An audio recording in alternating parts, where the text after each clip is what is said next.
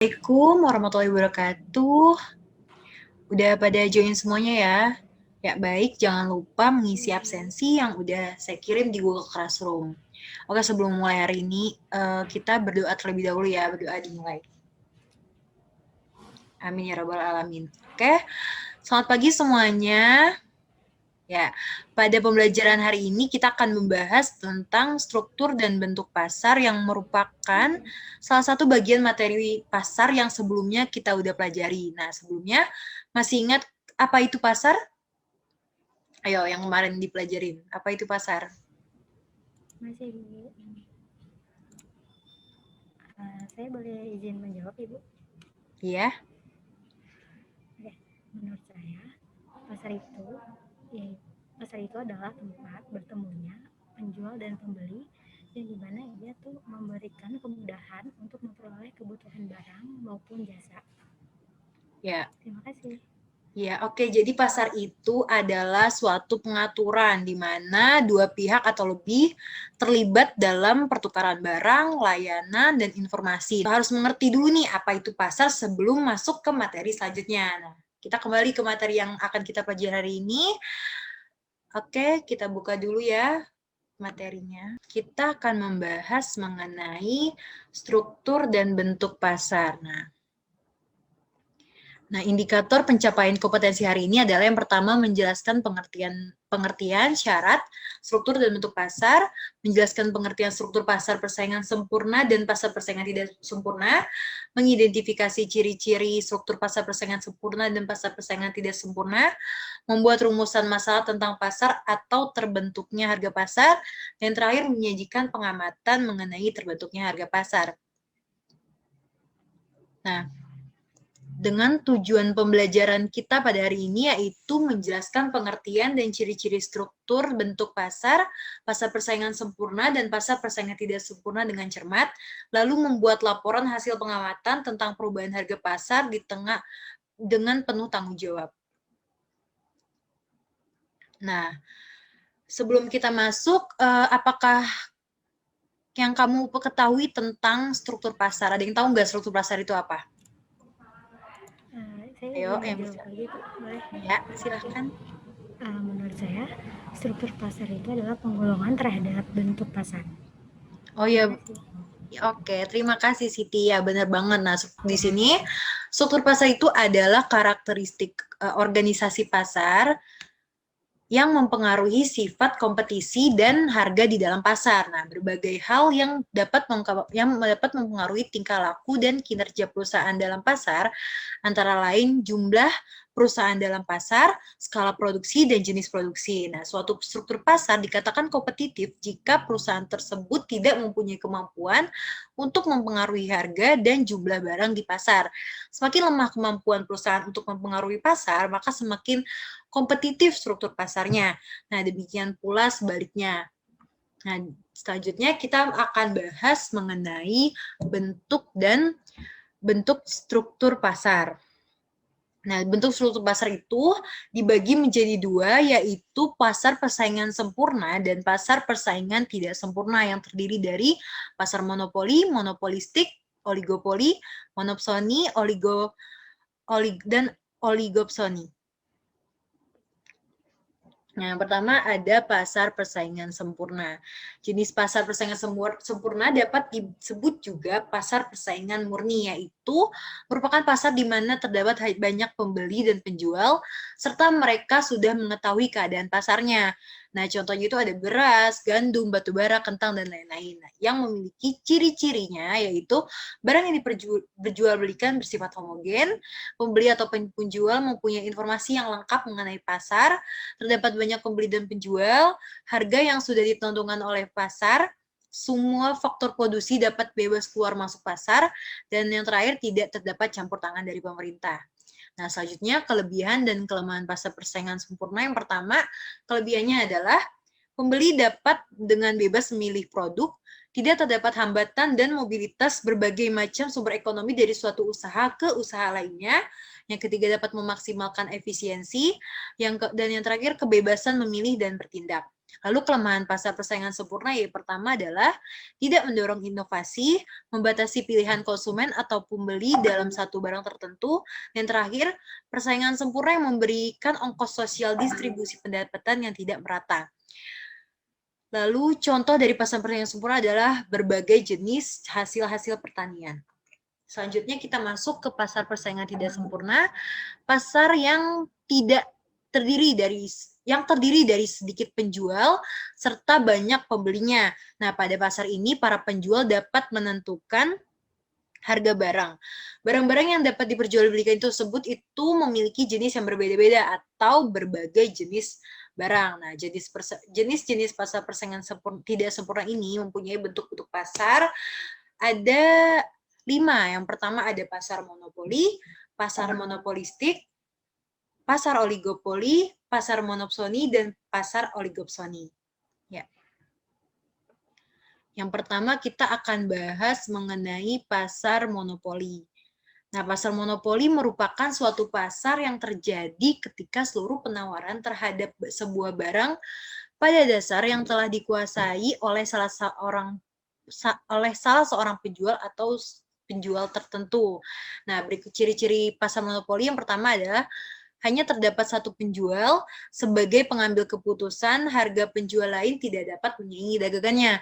Yang kedua, pedagang lain tidak dapat masuk. Hal ini karena adanya hambatan dengan undang-undang atau karena terdapat teknik yang canggih.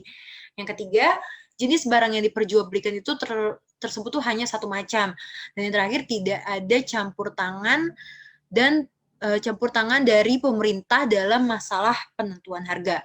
Nah, kelebihan pasar monopoli ini tuh yang pertama, keuntungan penjual yang relatif tinggi bagi produk yang menguasai hajat hidup orang pada umumnya itu diatur oleh pemerintah. Nah, terus yang kelemahan pasar monopoli yang pertama adalah pembeli atau konsumen tidak memiliki pilihan lain untuk membeli tersebut. Nah, yang kedua, keuntungan hanya terpusat ke satu perusahaan. Yang ketiga, terjadinya eksploitasi pembeli. Nah, contohnya itu ada PT Pertamina dan yang lainnya. Nah, yang kedua, kita akan bahas mengenai pasar monopolistik. Nah, pasar jenis ini merupakan suatu pasar dengan banyak penjual yang menjual barang yang berbeda-beda. Corak pasar jenis ini banyak dijumpai di sektor perdagangan eceran dan jasa, misalnya jasa salon, toko kelontong, angkutan, dan toko obat. Nah, pada pasar persaingan monopolistik memiliki ciri-ciri. Yang pertama itu terdapat banyak penjual dan banyak pembeli. Yang kedua, barang-barang yang dihasilkan itu sejenis namun coraknya berbeda seperti sabun, minyak goreng, pasta gigi, dan yang lainnya. Nah, terus terdapat banyak penjual yang memiliki besarnya tuh sama, sehingga tidak terdapat satu penjual yang dapat menguasai pasar. Lalu, penjual dapat dengan mudah menawarkan barangnya di pasar. Yang kelima, penjual memiliki sedikit kekuasaan dalam mempengaruhi dan menentukan harga pasar. Dan yang terakhir, adanya peluang guna bersaing dalam keanekaragaman jenis barang yang dijual di pasar. Lalu kelebihan dari pasar persaingan monopolistik yang pertama, penjualnya itu tidak sebanyak seperti pasar persaingan sempurna. Nah, produsen akan terpacu untuk berkreativitas dan pembeli atau konsumen tidak mudah untuk berpindah dari produk satu ke produk lainnya. Lalu kelemahannya ialah biaya yang mahal untuk ke pasar monopolistik.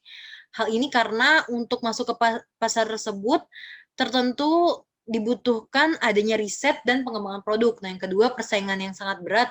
Hal ini karena pasar tersebut pada umumnya didominasi oleh berbagai jenis produk-produk ternama. Lalu, kita akan masuk ke pasar oligopoli. Jadi, pasar jenis ini merupakan pasar yang terdiri dari beberapa penjual yang menjual suatu barang tertentu, sehingga penjual yang satu dengan yang lainnya itu dapat mempengaruhi harga, seperti perusahaan rokok, perusahaan penjual mobil dan sepeda motor, semen, industri telekomunikasi, dan lain-lain.